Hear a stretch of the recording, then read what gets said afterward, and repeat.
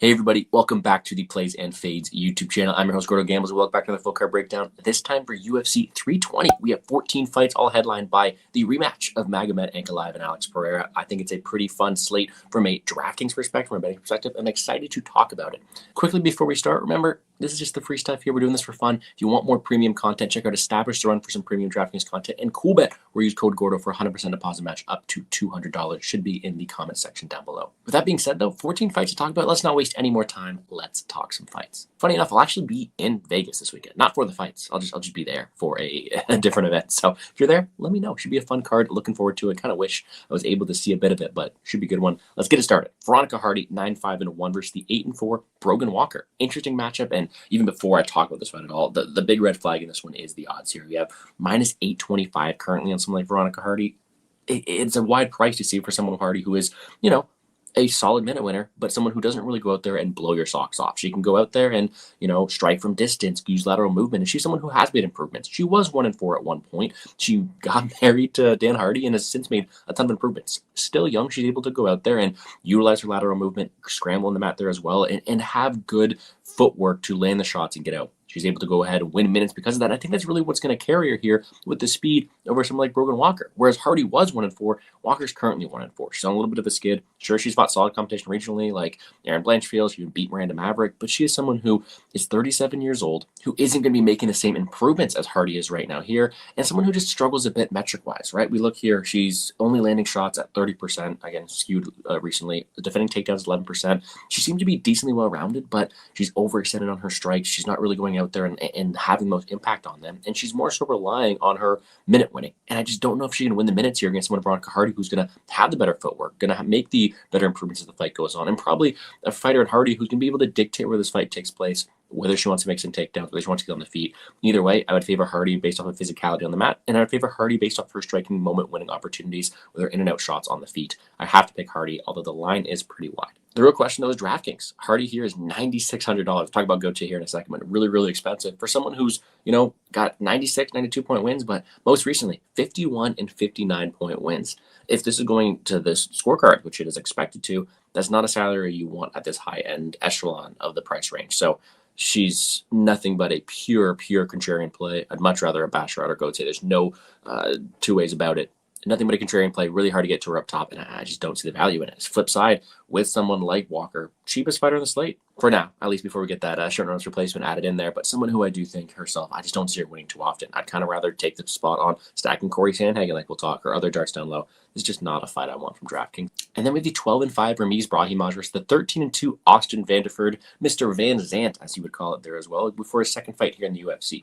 Vanderford last time went out, had a pretty good ground performance, got a finish last time, beating Veretennikov, and he's able to go out here and get a win, get back on track after his semi-retirement, fighting regionally. Now he's back to being a winning UFC fighter. It's good for him. He is someone who does have some decent strike on the feet, but more so wants to take it down to the mat, utilize his physicality, work to break someone down there, and take over the fight goes on. We have seen him finish in the first round before, which can be relevant when you're facing someone in Ramiz Brahimaj, who is a pretty much a round one or bust fighter. 11 of those 12 wins coming in that very first round. Someone who is pretty dangerous early, and you have to think that's the path for Brahimaj. He did get a knockout a couple of fights ago, but someone who is a primary grappler, very good back take, very good ability to get those finishes, even a good guillotine, which you saw last time there as well. Just a dangerous fighter, someone who has paid his dues and is now continuing to improve in this division. So this fight for me is a tough one because, yes, the more it gets extended, the more cardio plays a factor. Vanderford, I think, is going to be the bigger fighter who's able to control Brahimaj from top position on the mat if it gets there and take over as the fight goes on.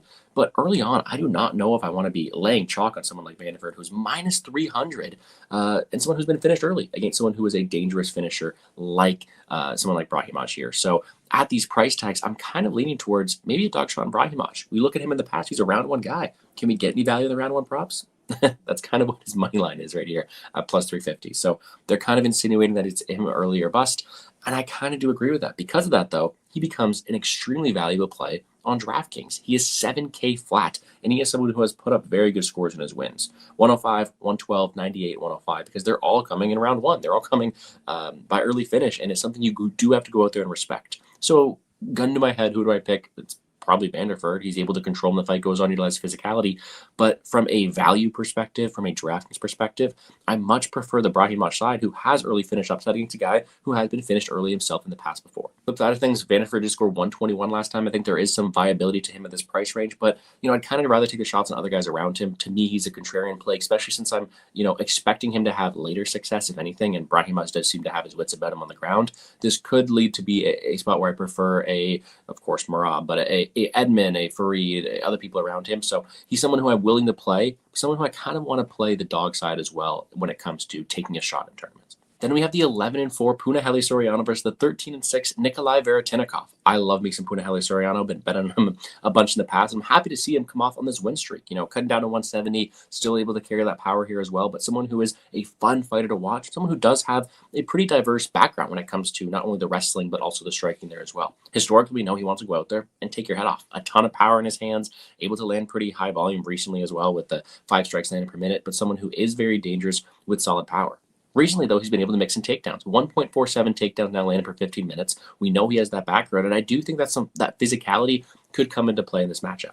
Nikolai Veretennikov could be 0-4 right now if you think about it too. I thought his lost the last one to Prado, but really he's 1-3, and he is someone who has fought good level of competition. There's no denying that, but someone who wants to keep it on the feet. On the feet, he's able to go out there and point strike from range. And historically, it's been the ground game that have caused some issues. When he's taken down, he's often kept there. And I do think that's something that could come into play here.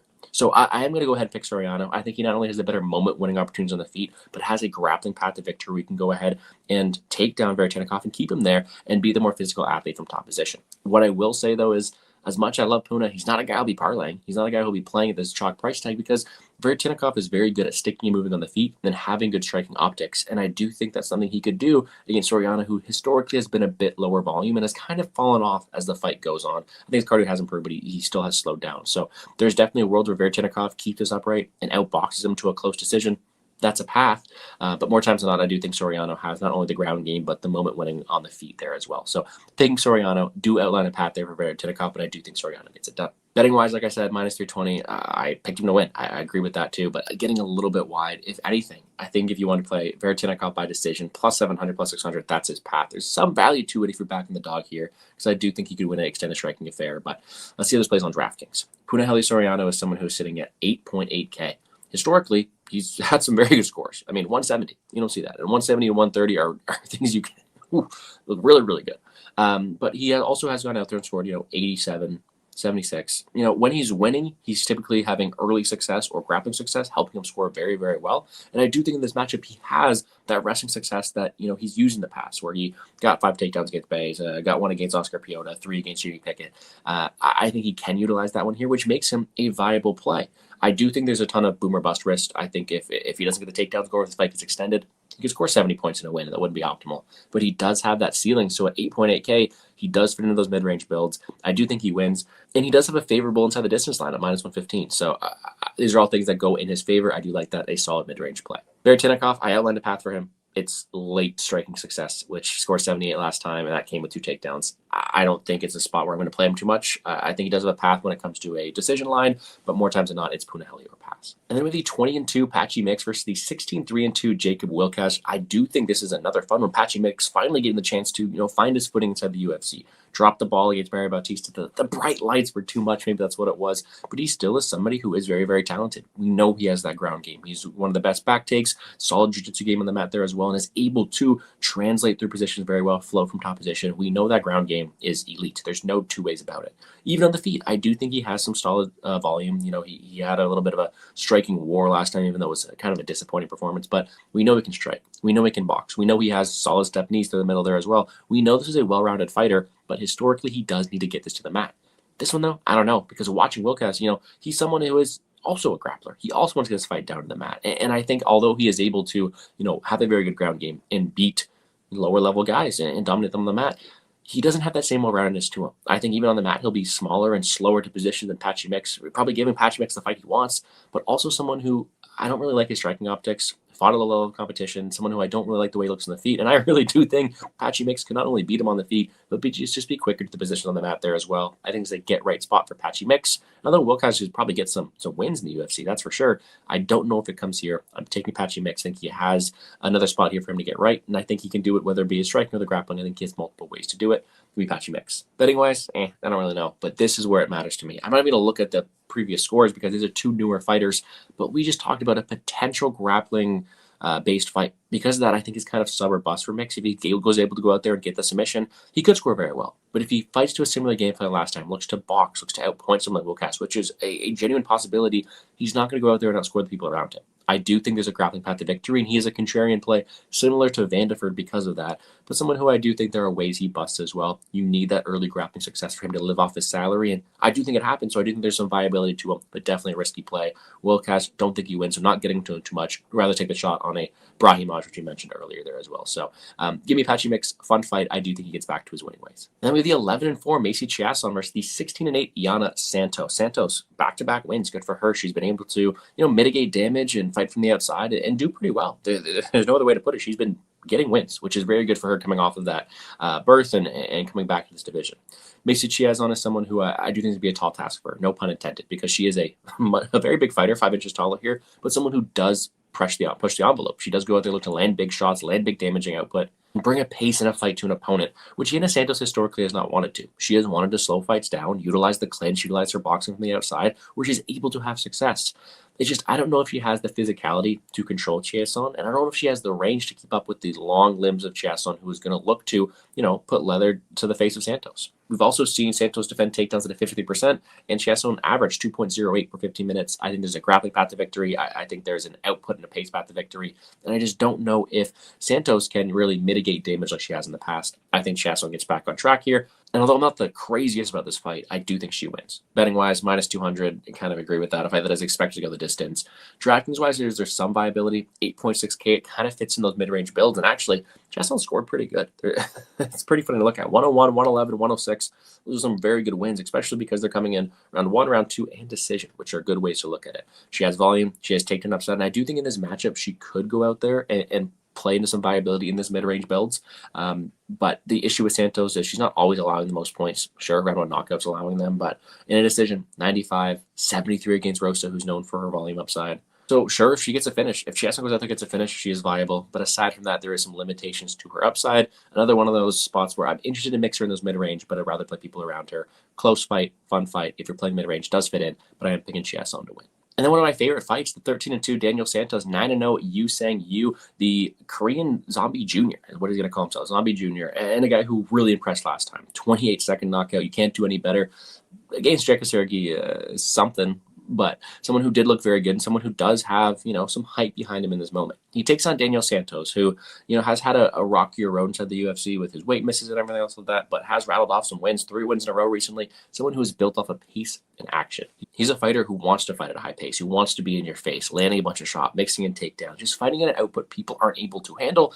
This might help us answer some questions about Yu Sang Yu, because we don't really have those questions answered about him on the regional scene or anything else. So for that reason, I understand why Daniel Santos is the favorite. I think the longer the fight goes, the more output there is, the more questions we have answered about Daniel Santos at this point. So I do think you can trust him to be the better fighter as the fight goes on, because we've seen him mix in takedowns, we've seen him fight at a high pace, and we've seen him be a very, very durable fighter with solid resiliency too, and that kind of favors him. Yu Sang Yu is someone who's a very good counter striker. He has that pinpoint accuracy, he can knock your lights out. I even think he can scramble pretty well there as well, but these are all things we've seen against a lower level of competition, and when he's fresh, when he's able to do that, with a solid cardio base. How does he fare when Daniel Santos is being really guy, being in his face and really being dangerous? I think we have questions to be answered. So in terms of dangerousness, in terms of skill, I favor Yu Sang Yu. I think he's the better fighter. But the pace and the questions we have answered does help out Daniel Santos, and I think it makes for a very exciting fight. I think gun to my head, I'd probably pick Daniel Santos, but plus 120, any plus money at all, I think is fine for you in this spot, because he can land the counters. I think he hits harder than Santos. I think he wins the optics better in terms of the pure technical precision. And I do think he has the size in this match to help him here as well. It's just the longer the fight goes. I think it's Yu Sang Yu pre-flop, Daniel Santos live bet as the fight goes on. But I do think regardless, it is a pretty fun one. Maybe some value in the fight inside the distance, but really a really fun fight. On DraftKings, though, some more viability. Daniel Santos, 113, 106, 120. His pace, his takedown upside, his volume is going to allow him to be a high tier option every time. In the mid-range, in a fight where there's a lot of high-end options, he is one of my favorite plays in mid-range because, again, a lot of people are on you. I think you works out fine too. But in a fighter like this who has the pace he does, who has 6'3", 2 takedowns with 119, 134, 71 strikes, his volume, I think, is really going to help him. And at 8.3K, he's one of my favorite plays to slot in those mid-range, maybe getting some ownership upside there as well. Using U.S. finish upside, scored 127 last time. I don't think that happens here, but still another viable option who maybe should win more than the line entails. One of my favorite fights target as a whole. Gun to my head, I'm going to pick Daniel Santos, but I do think the more the line goes up, there's some value on using you. And then with the 22-6-2 Chris Gutierrez versus the 13-0 Farid Basharat, another interesting one. Chris Gutierrez is not a guy who I've been historically that high on. I've picked against him a few times now. There's no denying that. But he is a very good counter striker. Good leg kicks, good strikes on the outside, solid lateral movement, and historically decent takedown defense. But he hasn't fought the best level competition for it. Farid Basharat is going to be that. He's going to be that forward pressure, solid stalker, solid grappling pace type of fighter. Someone who does average almost 4 takedowns for 15 minutes, who's going to be in your face and look to question that takedown defense of Chris Gutierrez here. So in this matchup, sure, Chris Gutierrez can get on his bike and leg kick from the outside, but more times than not, Farid Basharat is in his face, landing shots, putting pressure on him, and looking to take him down. And we've seen Chris Gutierrez struggle against that pressure in the past. He was taken down twice by Quang Bang Lee, taken down twice by Song Yadong. John Castaneda had him down there. Alton Haley took him down twice. And I do think the difference between all those fighters and someone like Farid Basharat is a smart fighter with solid top control, and he's someone we've seen attempt 18 takedowns in a fight before. So give me Farid Basharat this matchup. I do think it's a solid match for him to go out there and win. And actually, it's DraftKings that I do really like him this week too. Everyone's going to be on the Gautiers and the Marabs, which I completely agree with. But the perfect pivot play is Farid Basharat because he does not only have a historically really good DraftKings scores, but he has an opponent in front of him there to be taken down, and he is going to shoot takedowns. 4, 5, 2, 3, 3 takedowns last bouts, and he scored 117, 82, 112, 87, 88. Those 88, 87 point scores aren't going to do it against those fighters, but I think he has a clear ground path to victory, damage inflicted, and I think a finish is on the table there as well. I think he beats Chris Gutierrez up on the mat, and I think he puts up a decent score in the process. Give me Farid Basharat as a solid contrarian play in the top range, and someone who I do think wins at a high clip. And then with the 15-5 Edmund Shahbazyan versus the 24-7 Andre Muniz, I also really like this fight here. It should be a good one. Edmund Shahbazyan, someone who, got back in his winning ways, but at one point was really highly touted. A ton of power, great combinations, and a really good counter striker on the feet. The issue for him has been that ground game and that cardio. He kind of falls off a cliff a little bit, but hopefully shoring that up. Regardless, is someone who was very dangerous early. Power can't be denied. The technical striking cannot be denied. Someone who, the more the fight goes on, the more you do have questions that way there as well. Andre Muniz is similar, but more so in that grappling realm. He is a phenomenal grappler, very good from top position, very powerful, solid armbar series, and someone who kind of needs that early grappling success, or he also tires out as the fight goes on, super hittable on the feet, only defending strikes at 51%, but a guy who historically needs to get the fight to the ground. You have someone in Muniz who has been on a little bit of a losing streak recently, 1-3 in his last 4, albeit to losing to Aliskerov, Craig, Allen. Those are really good opponents, but I do think it's one where it's going to be a lot closer to the line of tails. At this point in time, we have -310 for Shahbazyan in a fight that's -400. And of course, the durability of Muniz may be gone. You could be there to be knocked out, and Shahbazyan does hit really hard.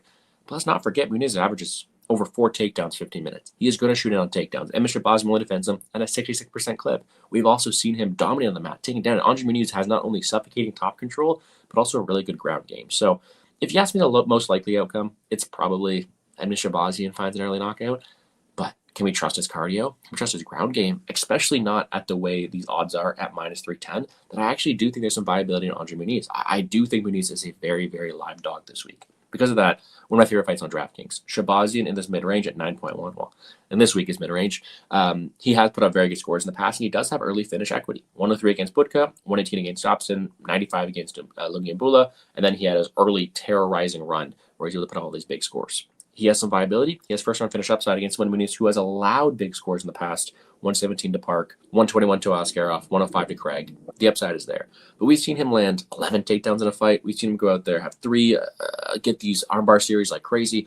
I think he is an extremely live underdog because if he wins, it's going to be ground success oriented. And this is a fight that I do think he wins more than the line entails. So at 7.1K, he could absolutely break the slate, and I do think he is a matchup he can win, especially more than the line entails. So I almost just want to pick Muniz straight up. I do think you have to give credit to the striking and the poor chin of Muniz recently. So maybe a gun to my head to pick Shahbazyan, but truly think the line's wrong. Truly think there's a viability of Muniz on DraftKings, and someone who I do think wins more than the line entails. close fight. Looking forward to it. With the 8-1 Gautier versus the short notice replacement 10-3 Tristan Vines. Vines, shout out to you. You're facing an absolute killer here at Gautier. And I went and watched his tape, and it's something like, okay, I've seen him on the ground sometimes, but he is an undersized fighter for this division, coming in on short notice, who I've seen rocked plenty of times before. He looks super uncomfortable on the feet. He's getting rocked by little fighters, and Gautier is terrifying. I have been critical of him in the past, but he has some of the most incredible power you'll see in the division. His physicality is his best attribute, as he can go out there and defend takedowns at a high clip and keep this upright.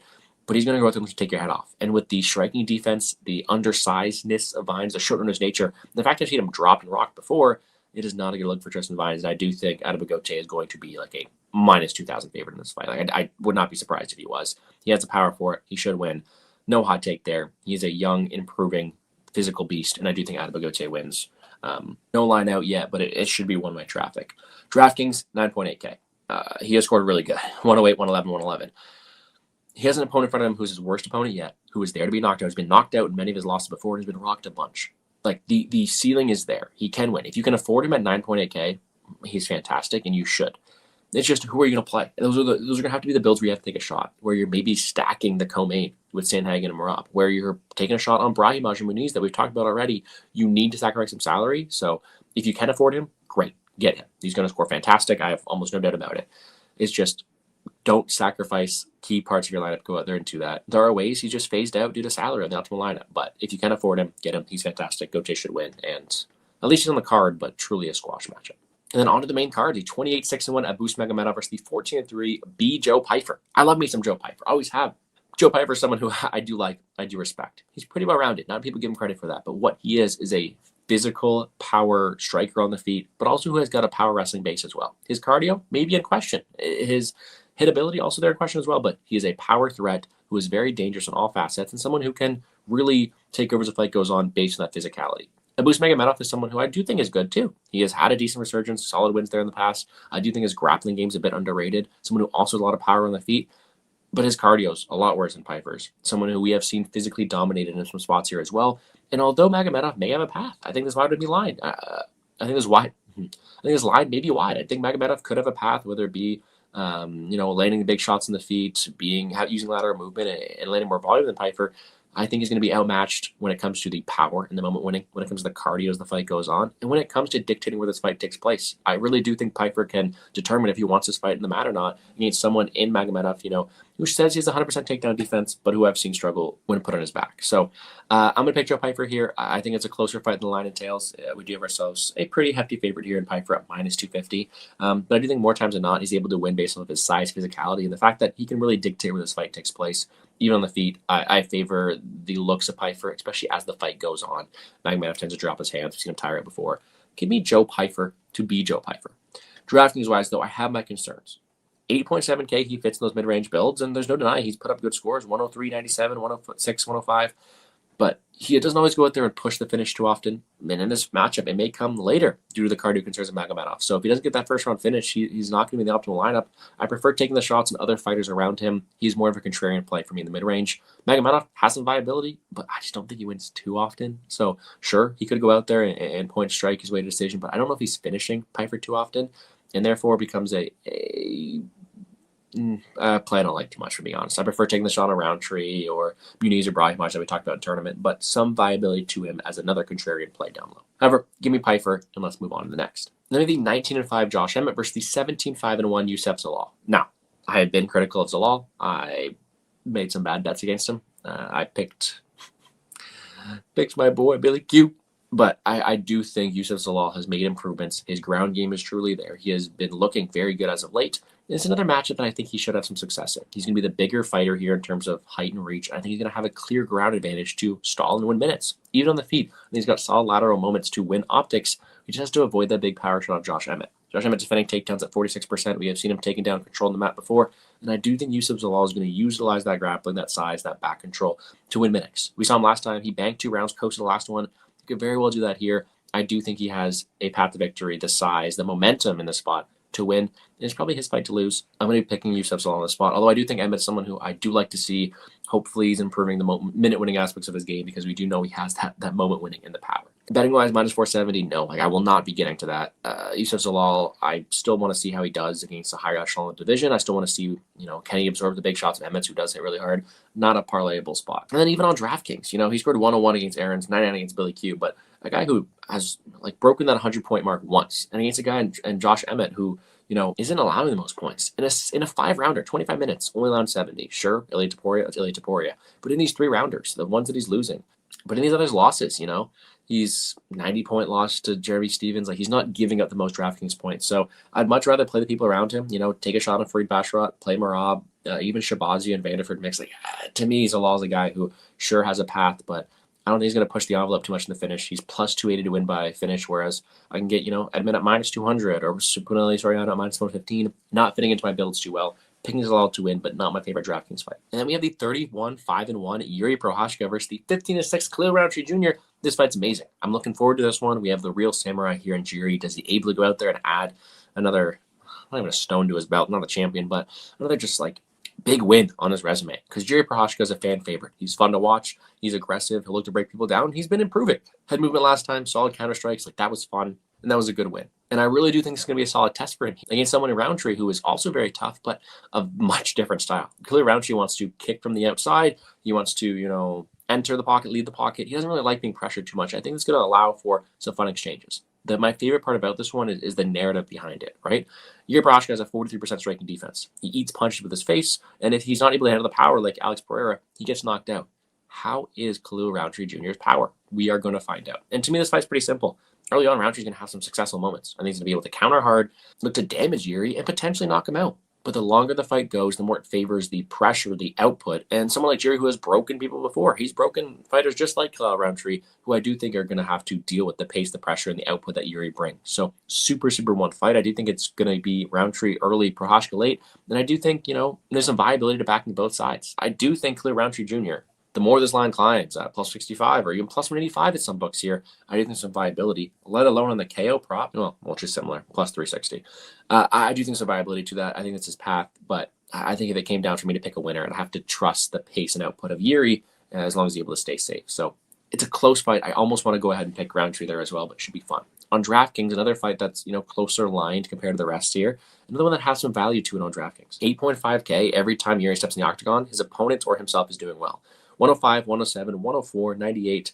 Both these guys scoring well. 123, 119, 93. He's always putting in a fun fight, and he is near the mid-range this week. He's actually the second cheapest underdog on the entire slate. So therefore, he has some viability. If you pick him to win, I do think he's going to be extremely popular. The way to get different, play Rountree. I mean, we have seen how much Jerry gives up points. I said Rountree's pass probably early. When he's getting early finishes, 107. 101, 104, 104, 106 at an underdog, 127 at an underdog price tag that could go through and score very, very well. I like this fight from both sides. I do think there's some viability to the dog here in Rountree, but when I'm looking at target on DraftKings, and one that I'm definitely looking forward to. And then the co-main event for the bantamweight belt. We got this beautiful thing. We have Merab, the Machine Dvalishvili versus Corey Sandhagen. A really fun co-main, a really fun matchup for the belt. I'm excited to see this one transpires. Corey Sandhagen, happy to see him here. Fun fighter, very well-rounded, able to take people down, control them there if needed. Very solid submission grappler. And the unorthodox striking on the feet has looked very, very good before. I do think he is champion caliber. If he's another timeline without the Merabs or the Piotr Jans, who's a kryptonite as well, I think he wins the belt at some point. I think he has those skills. Rob Dvalishvili, though, has been a machine. He's been unstoppable. His pace, his pressure, his wrestling upside is just unlike we've ever seen. His cardio. What's his do to VO2 max? Somebody tell me. His output has been absolutely incredible. Averages 5.84 takedowns in 15 minutes. Is constantly going out there, never getting tired, and looking to build as the fight goes on. I think this fight's really fun because of it. I do think that, if Corey had Merab's, cardio and everything else, I do think he's the more talented fighter, to be honest. I like his striking better from range. I like his submission grappling better a little bit more, too. It's just, can he keep up with the pace? And the big issue I'm having here is, we saw Umar Magomedov shut down Corey Sandhagen when he was on the back foot. And you take away those weapons, you put him on the back foot. When you worry about the takedowns, I do think Merab could have some viability that way and should win because of it. Right? Like Song Yadong took him down twice. Umar took him down 5 times. Even Davis and Figueiredo took him down twice. I do think Merab is really going to go out there and look to just spam it with takedowns.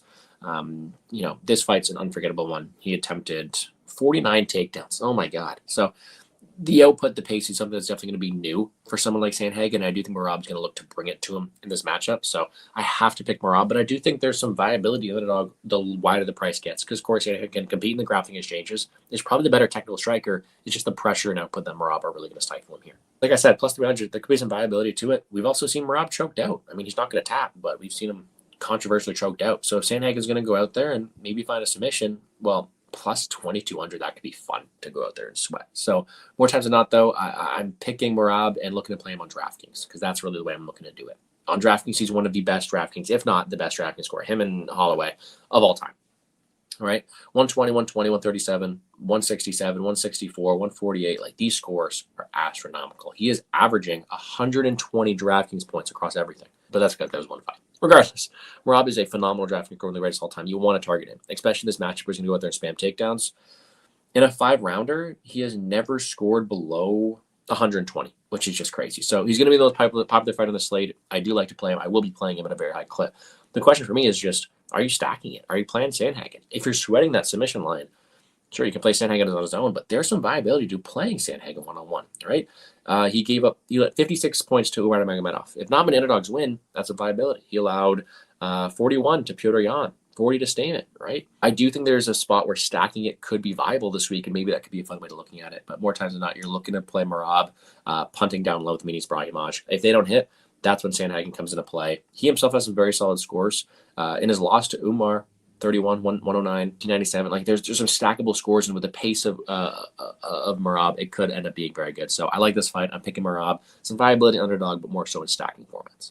And then the main event, the 21-1-1 Magomed Ankalaev versus the 12-3 Alex Pereira. Another fight I love, a rematch. I actually was on Ankalaev for a couple of units last time, but that was at the minus, or I think it was plus 100 on the line. I'll have to go double check that, but a really close line. Now we have ourselves a much larger favorite. We have minus 275 on some books for Magomed Ankalaev. And, I don't know how much I agree with that in terms of the price difference. The power threat, the striking of Alex Pereira is still always going to be there. But, we saw Ankalaev last time. Although it was a really questionable fight, we saw him be able to compete with him in the striking, able to counter him, back him up, make Alex Pereira really question things. And if you take away his confidence in his hands, Ankalaev's going to have the path. He didn't really get his wrestling going that much last time either, but he was still able to go out there and win convincingly, in my opinion. Like, he went 0 for 12. He didn't really commit any of those shots. He didn't really land a takedown.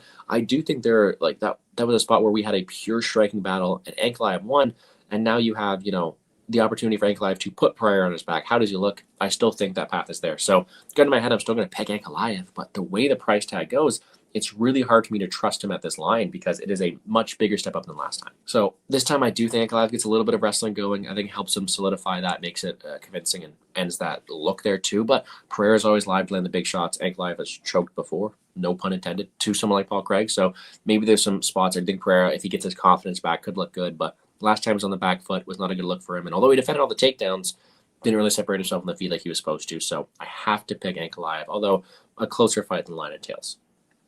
DraftKings-wise, another interesting one because we saw in the fight before, right? In the previous fight, Ankalaev went out there, he beat Pereira, retained the belt, and only scored 84, right? So if he doesn't get any wrestling going, we know that he can be limited. All these spots, not much wrestling going. But we have seen in the past 2 takedowns against Kitalaba, 119. He has the wrestling path to victory, and if he's going out there attempting 11, 12 takedowns, there could be some viability to him. So I like him as well in this top range, 8.9K. He should win. He should have some more wrestling equity this time. It could be maybe an unpopular play if he goes on to the recency bias of it. So maybe there's some ways to mix him in, but definitely not a must play. Flip side of things, at Pereira, who's going to be popular based off of name value alone, but if he doesn't get the win, he's not as viable as anybody down low, let alone Sandhagen. So to me, it is... You're playing to their upside. If this fight gets extended, goes 25 minutes, well, then I don't know how much you want either of them. But if the wrestling goes off for Pereira, if the KO lands if the wrestling goes off for Magomed Ankalaev, if the KO goes off for Alex Pereira, could be some viability to both sides. I picked Ankalaev. The line might be a little wide, but I think he just has more paths. All right, that's going to do it for me here on the Plays and Fades YouTube channel. And quick Q&A through my quick picks. We are taking Magomed Ankalaev, Dvalishvili, Jerry Prochazka, but I'm so close to taking that early success of Rountree, Zalal, Joe Pyfer, out of a Gautier, Emmett Shahbazyan, but Muniz, one of my favorite underdogs on the slate, Farid Basharat, Daniel Santos, Macy Chiasson, Patchy Mix, Punahele Soriano, Austin Vanderford, Veronica Hardy. I didn't pick a single underdog. So what I'm going to do is I'm going to switch my picks. if I want to talk about any underdogs I think are going to win, I do think that both Rountree and Muniz are both very, very viable at their price tags. DraftKings wise, there's a lot of fun ways to look at this. Let's actually switch over to the lineup style here on the solver. I do think that there's some viability in playing some stars and scrubs lineups, because if you want to get to Gautier, you put him in, you immediately are at 8K. You're going to need some underdogs. So there are many ways you can look at it. If you're stacking the main event with both Merab and Sandhagen, you could go to a $200 lineup, take a shot on like a Muniz, and that way you can play that mid-range. But still, you can't afford, these big guys you want up top, right? There are the ways you can play the stars and scrub. These lineups, viability to them, even if you get any of these three guys in there too. But again, we're stacking this one. So to me, if you're not stacking, there's two ways of looking at it. It's either you're playing those stars and scrub, you're taking the shot of the Muniz, the Brahimaj, the Pereiras of the world, or you're really going up there and you're avoiding the Gautiers. You're playing more to this mid-range. There's many ways you can play the mid-range this week, targeting that Shahbazyan fight, targeting the Soriano fight, especially these two fights in the middle of the jury, Rountree, the Santos fight too. If we were able to mix these guys in with their pace, we could make some lineups. I do also like this top range. I think these types of lineups are also very, very live as well. Even if we drop down to Muniz, we could even upgrade a Pereira for a lineup like that. There's a lot of fun ways to go. I prefer kind of the mid-range. I do want to get up to Gautier if I can, but some fun ways to play some DraftKings lineups. Any questions, leave in the comment section down below. And then finally, betting-wise, haven't locked up anything yet, so be sure to check me out on Twitter at gamblesgordo. Like I said, I'll be in Vegas. Maybe I'll place a couple bets live, but I do think that I'll probably be playing some Brahimaj early props, some Muniz early props, some violence in spots where I can, and maybe some KO and some Khalil Rountree if he has early success. Should be a really fun fight. I am looking forward to it. The card is stacked to be a fun one, so I am looking forward to it. Again, on Twitter at gamblesgordo for my full slate of bets. But that's going to do it for me here on the Plays and Fades YouTube channel. Hit the like button down below, subscribe to the channel, show some love. I wish you all the best of luck in all your DraftKings and betting endeavors, guys. Let's make some money.